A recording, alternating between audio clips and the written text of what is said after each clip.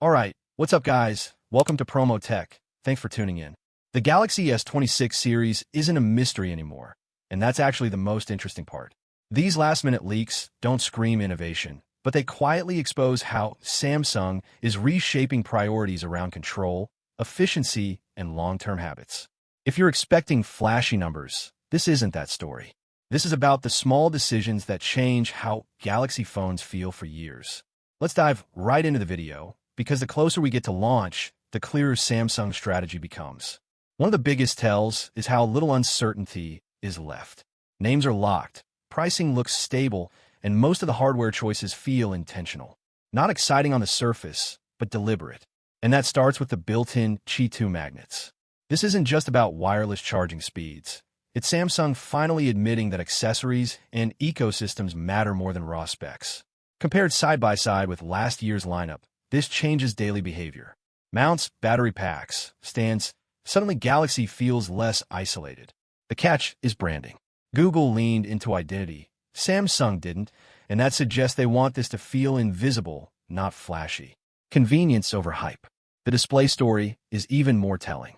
On paper, rumors argue about brightness numbers, but the real shift is the anti-reflective coating and potential 10-bit panel on the Ultra. Samsung seems less interested in winning spec sheets and more focused on perceived clarity. Put this next to a phone that hits higher nits but reflects everything outdoors, and you start to see why Samsung's holding back. It's a bet that real-world usability beats lab measurements. Risky but confident. Then there's the privacy screen leak, which honestly feels like Samsung showing its hand. This isn't a gimmick screen protector. This is system-level control over what parts of your display are readable and when. Compared to third-party privacy glass that ruins brightness and touch response, this approach is targeted and smart. Messages, pin pads, sensitive areas, selectively shielded. It quietly shifts Galaxy phones toward personal security rather than raw power, and it hints at where One UI is headed next. Quick pause here, because this ties perfectly into something I've been using lately. If you're already thinking more about privacy, digital identity, and control, that's why tools like Walverse or Wolver exist. It's about owning your data and presence instead of handing it over blindly, and it fits this new Samsung mindset surprisingly well. Anyway, back to the phones. Cameras are where the compromise shows. Samsung isn't reinventing optics, they're tuning sensors. Side by side with the S25 Ultra, most lenses look the same, but subtle sensor changes and aperture tweaks point toward low-light consistency, not zoom bragging rights.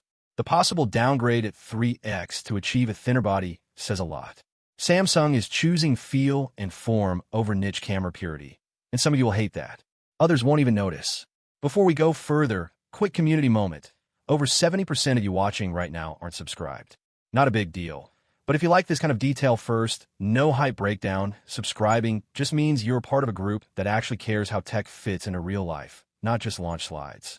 The bigger implication here is that the Galaxy S26 series feels like a reset year. Fewer risks, more foundation building. Magnets, privacy layers, efficiency tweaks. These aren't headline upgrades, they're infrastructure. And infrastructure usually shows its value a year or two later when everyone else scrambles to copy it. So the real question isn't whether the S26 excites you today. It's what Samsung is quietly setting up for the S27 and beyond. Take care and stay safe. I'll see you in the next one soon. Cheers. Bye-bye.